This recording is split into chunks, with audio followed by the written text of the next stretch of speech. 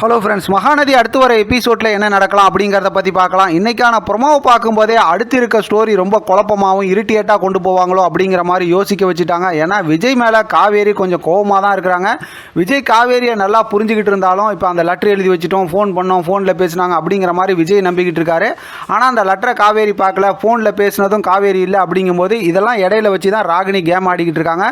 இன்றைக்கான ப்ரொமோவில் கூட பார்க்கும்போது வீட்டுக்கு வக்கீல் வந்து டைவர்ஸ் விஷயமாக பேசினாங்க. அது மட்டும் இல்லாமல் அந்த அக்ரிமெண்ட்டு கான்ட்ராக்ட் விஷயமா பேசுனாங்கன்னு சொல்லும்போது காவேரி ரொம்பவுமே பயப்படுறாங்க. அதை பார்க்குற ராகினி வந்து ஏன் அக்ரிமெண்ட்டு கான்ட்ராக்ட்னு சொன்னால் காவேரி ரொம்ப பயப்படுறா, இதுக்கு பின்னாடி என்ன இருக்குது, நம்ம கண்டுபிடிச்சாகணுமே அப்படிங்கிற மாதிரி யோசிக்கிறாங்க.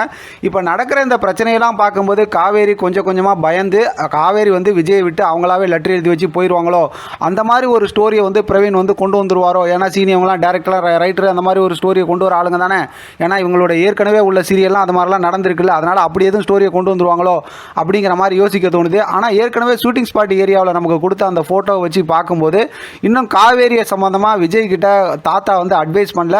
அதே நேரத்தில் காருக்குள்ளார பாட்டு பாடிக்கிட்டு காவேரியை கூட்டிகிட்டு விஜய் போகிறார்ல, அந்த மாதிரி ஒரு மூமெண்ட்லாம் இன்னும் வரல. அப்படிங்கும்போது அடுத்து வெண்ணிலாவை வீட்டுக்கு கூட்டிகிட்டு வரும்போது அந்த மாதிரிலாம் நடக்குமோ அப்படிங்கிற மாதிரி யோசிக்க தோணுது. ஏன்னா வெண்ணிலா வந்து வீட்டில் இருக்கிற மாதிரிலாம் ஏற்கனவே ஃபோட்டோ ஷேர் பண்ணியிருந்தாங்கல்ல, அதனால் அடுத்தடுத்து அந்த மாதிரி மூமெண்ட்லாம் வரும். ஆக மொத்தத்தில் வெண்ணிலா வீட்டில் இருந்து ட்ரீட்மெண்ட் பார்த்துக்கிட்டு இருப்பாங்க.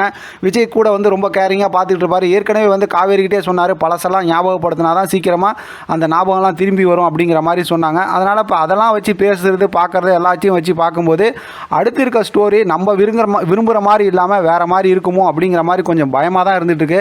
ஏற்கனவே ஸ்டோரிலாம் நிறையா போரிங்காக போய்கிட்டு இருக்கு. இதுக்கிடையில் இந்த மாதிரி ஒரு மூமெண்ட்டு தேவையா அப்படிங்கிற மாதிரி தான் யோசிக்க வச்சுருக்கிறாங்க. இருந்தாலும் இன்றைக்கான ப்ரொமோ வந்து ரொம்பவுமே டிசப்பாயிண்டட் பண்ணிட்டாங்க அப்படின்னே சொல்லலாம். ஏன்னா ரொம்ப எதிர்பார்த்த ப்ரொமோ. இதுக்கிடையில் குமரன் வந்து செலிபிரிட்டியாக மாறுவார், நிவின் யமுனாவோட ஸ்டோரியை கொஞ்சம் கொண்டு வருவாங்க. ஆனால் அதெல்லாம் நமக்கு அன்வான்ட் ஸ்டோரி தான். விஜய் காவேரி தான் நம்ம வந்து ரொம்ப விரும்பி பார்த்துக்கிட்டு இருக்கோம். அப்படிப்பட்ட ஸ்டோரியை சொதப்பிட்டு அந்த பக்கத்து இருக்க ஸ்டோரியை வந்து இன்ட்ரெஸ்டிங்காக கொண்டு வந்து என்ன பிரயோஜனம் அப்படிங்கிற மாதிரி தான் யோசிக்க தோணுது. இருந்தாலும் பார்க்கலாம், அடுத்த ஸ்டோரி நல்லா கொண்டு போவாங்க அப்படிங்கிற டவுட் இல்லை. ஏன்னா யாரும் பார்க்கல, டிஆர்பி குறையுதுன்னா ஆட்டோமேட்டிக்காக அவங்க ஸ்டோரியை மாற்றுவாங்கங்கிறது நமக்கு தெரிஞ்சது தான். வெயிட் பண்ணி பார்க்கலாம் என்ன நடக்குதுன்னு. இதை பற்றின உங்களோட கருத்து கமெண்ட் பாக்ஸில் தெரியப்படுத்துங்க. தொடர்ந்து ஆதரவு கொடுங்க. தேங்க்யூ ஃப்ரெண்ட், தேங்க்ஸ் ஃபார் வாட்சிங்.